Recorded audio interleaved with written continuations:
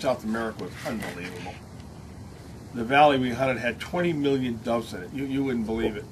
It wouldn't be who could get one dove at a time. It would be who could call and say, I'm going to get three. Yeah. And the guy that guided us was the national champion of, and that's what they did. I says, well, what they do is they give you 100 rounds, and whoever gets the most birds wins, And he says, normally in the competition, 100 rounds, you're going to get about 115 birds to even be considered.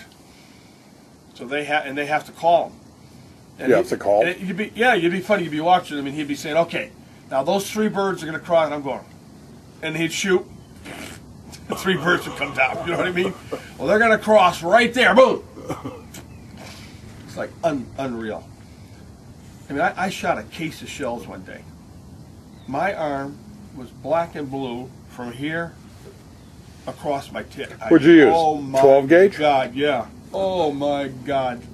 But the next day, the first shot, it was like you were in pain.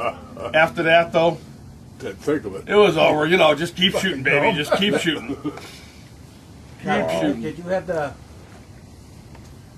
kids running out getting the dogs? Yeah. It was. You know who did that? I don't do it. Ed Yeah, did no that? dogs. There was no dogs. You had a couple of kids. And they were giving them the guns. Yeah. They were handing them the guns. Yeah, They'd they would load the load guns them and for they'd you. hand them to you. I was shooting over and under, so they'd load them for you, and then they'd fetch. Out there and grab the birds and come back. You kind of hunted fields like this. I mean, they weren't tall grass or anything. They were cut fields, but oh my God, when the birds would come in, you wouldn't believe it. And you'd be driving along the highways where they had wires. Just thousands of doves sitting on these wires. You wonder how the hell the wires didn't pull down to be so many birds sitting on them. What were they using for shells on to shoot them with? Pardon? What kind of shells were they using? We were actually using low brass. Low brass? Yeah. Down there, I think they used the State or something. The State, yeah. They were a brand that wasn't really. The State shells are now here, but Yeah. at that point they weren't.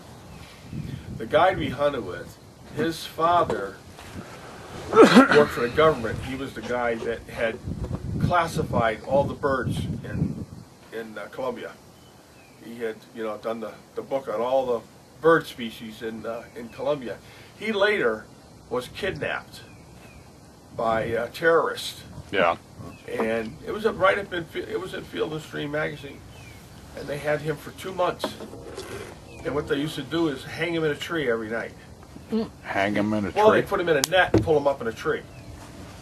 And that's where he spent 2 months sleeping in a goddamn. And a net. Well, Yeah. and that's where he slept. And then finally, this was in Argentina. He was in Argentina, and finally, Colombia sent some. I don't know what I'm talking about, commandos or whatever, and they went in and tracked down the terrorists, and they killed them all, and got him back. That was quite a trip. We got to go to an emerald mine and dig emeralds. That was kind of cool. You get any? Yeah, I brought home a few. Rough. Yeah. Just in the. You get an emerald that big that ends up being that big. But yeah, I brought a few of those home, and one day we went up into the mountains, and we were actually above the clouds. It was the coolest thing. We're sitting up there, and there's a lightning and thunderstorm going on that's below you. And when you look down the side of the mountain, you can watch the lightning bolts go down. It was really, really something. And they grow all that coffee up in the mountains there. Yeah. Yeah. I mean, a goat couldn't get into that country, and they got goddamn, So you met Juan Valdez, though? Met Juan. Juan was up there, and his whole family. Juan and Juanita. So that was quite a trip. Enjoyed